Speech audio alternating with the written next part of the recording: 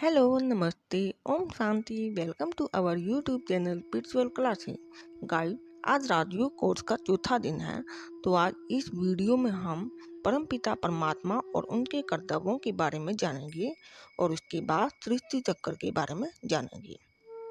तो पहले हम परमपिता परमात्मा और उनके कर्तव्यों के बारे में जानते हैं। परमपिता परमात्मा शिव एक है, निराकार है, पॉइंट्स ऑफ लाइट हैं, निर्वाण धाम परम धाम में रहते हैं। हम आत्माएं भी परम धाम में रहती हैं। हम आत्माएं इस सृष्टि पर रंग मंच पर पाठ बजाने के लिए आई हैं। परम पिता परमात्मा बाप भी हैं, शिक्षक भी हैं, सतगुरु भी हैं। परमात्मा हमारे बाप बनकर पालना करते हैं, शिक्षक बनकर शिक्षा देते हैं, मुरली सुनाते हैं और सतगुरु बनकर साथ ले जाते हैं, वरदान भी देते हैं। परम पिता परमात्मा हमारे माता पिता, भाई बहन, फ्रेंड भी हैं और साजन भी हैं। इस पिक्चर में ये तीन जो देवताएं दिखाए हैं, ये सूक्ष्म लोक के निवासी हैं। परम पिता परमात्मा शिव बाबा ये तीन देवताओं से इस सृष्टि की रचना कराते हैं। शिव बाबा इस सृष्टि के रचयिता हैं।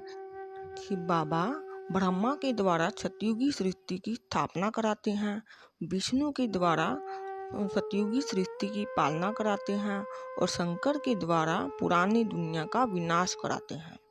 तभी उन्हें त्रिमूर्ति भी कहते हैं। परम पिता परमात्मा शिव बाबा कलयुग के अंत और सतयुग के आदि के संगम पर एक ही बार आते हैं। इस छोटे से संगम युग में एक ही बार आते हैं और इनके तन में प्रवेश करते आकर इनका नाम ब्रह्मा रखते हैं। शिव बाबा ब्रह्मा तन में आकर हमें सच्ची सच्ची गीता सुनाते हैं, मुरली सुनाते हैं, ज्ञान की बातें सुनाते हैं। ये सब ज्ञान की बातें मुरली के द्वारा सुनाते हैं। ये ब्रह्मा हमारा अलौकिक पिता है, क्योंकि हम ब्रह्मा के बच्चे होने के नाते ब्रह्मा कुमार ब्रह्मा कुमारियां हैं। ये ब्रह्मा हैं, जगत के पिता, प्रजापिता ब्रह्मा हैं। हम इनको ब्रह्मा बाबा कहते हैं क्योंकि परम पिता परमात्मा इनके तन में आते थे। इन ब्रह्मा बाबा की आत्मा इस संसार के नंबर 1 आत्मा है।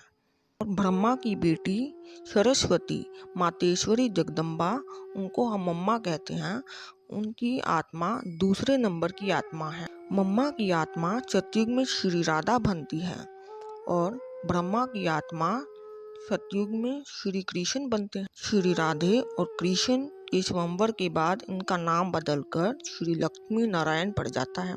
श्री लक्ष्मी नारायण का कंबाइंड रूप जो है विष्णु है। इस पिक्चर में जो विष्णु की 4 भुजाएं दिखाई हैं, ये श्री लक्ष्मी नारायण की भुजाएं हैं। ये अर्थात 2 भुजाएं श्री लक्ष्मी की और 2 भुजाएं श्री नारायण की हैं। तभी विष्णु को चतुर्भुज कहते हैं। इस पिक्चर में विष्णु के हाथ में कमल पुष्प जो दिखाया है, इसका मतलब है कि हम आत्माओं को इस संसार से कमल पुष्प समान न्यारे और प्यारे होकर रहना है, पवित्र रहना है और औरों को भी बनाना है। दूसरे हाथ में जो गदा दिखाया है, इसका मतलब है कि 5 विकारों माया रूप पर जीत पानी। और जो शंख दिखाया है तीसरे हाथों में, उसका मतलब है परम पिता परमात्मा इस धरा पर आ गए हैं, ये आवाज फैलाना है, ज्ञान बांटना है, शंख ध्वनि करना है। विष्णु के चौथे हाथ में जो स्वदर्शन चक्कर दिखाया है, इसका मतलब है स्व का दर्शन करना। इस चक्कर को फिराने से माया पर विजय प्राप्त करना है। ये आत्मा और सृष्टि चक्र के ज्ञान का प्रतीक है। पिक्चर में जो शंकर द्वारा कलयुगी सृष्टि का विनाश है, उसके बारे में जानते हैं। आजकल जो न्यूक्लियर एटॉमिक बॉम्ब जो तैयार हो रहे हैं, ये कलयुगी पुरानी दुनिया के महाविनाश के लिए तैयार हो रहे हैं, जिससे ये पुरानी दुनिया 1 सेकंड में खत्म हो जाए। ये बॉम्ब बनाने की तैयारी शंकर के द्वारा हो रही है। शंकर को इसकी टचिंग शिव बाबा देते हैं ताकि ये दुखों की दुनिया, पुरानी दुनिया खत्म होकर सतयुगी सुखों की दुनिया आ जाए, क्योंकि शिव बाबा चाहते हैं कि मेरे बच्चे सदा सुखी रहें, खुश रहें। और अब सृष्टि चक्र के बारे में जानेंगे। इस पिक्चर में ये जो गोला दिखाया है ये है सृष्टि।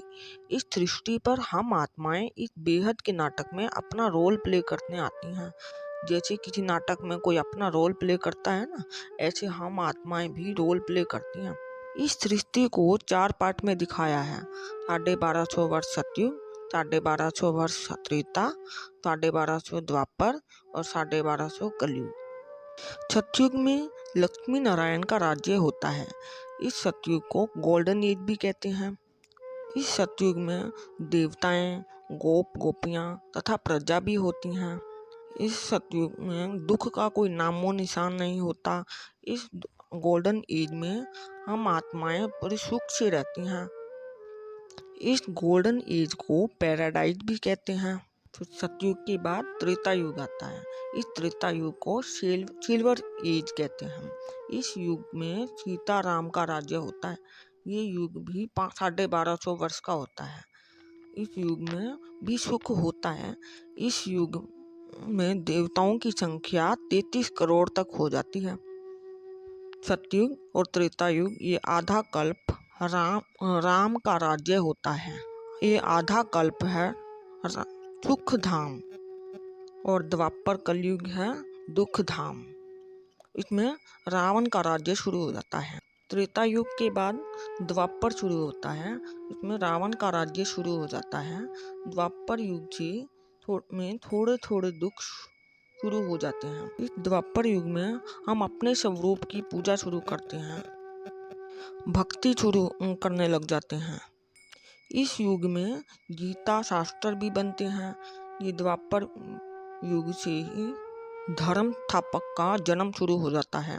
ये धर्म स्थापक अपना अपना धर्म स्थापन करने के लिए आते हैं।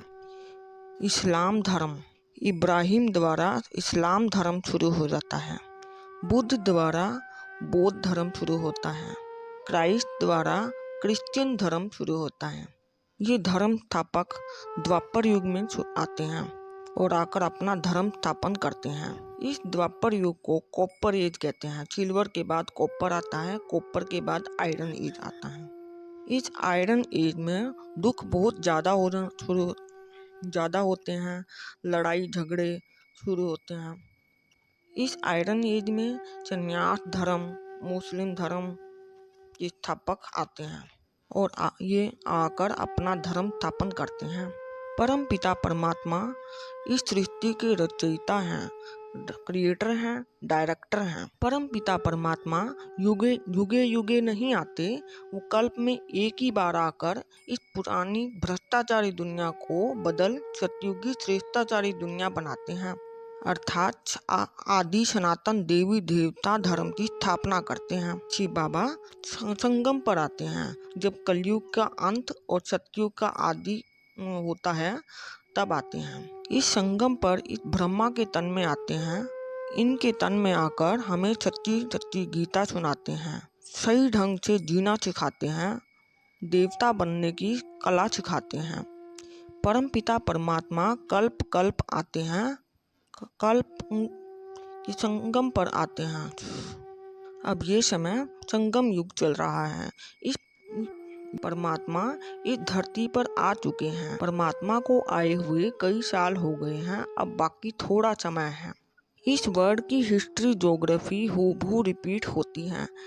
इस सृष्टि में ये जो नाटक हैं वो हूबहू 5000 वर्ष तक रिपीट होता है। जैसे घड़ी 24 घंटे का चक्कर लगाती है ना, ऐसे ये सृष्टि भी 5000 वर्ष का चक्कर लगाती है। चक्कर लगाने के बाद फिर से सतयुग से शुरू हो जाता है। ये सृष्टि अनादि बना बनाया ड्रामा है। इस ड्रामा को बदल नहीं सकते। ओम शांति।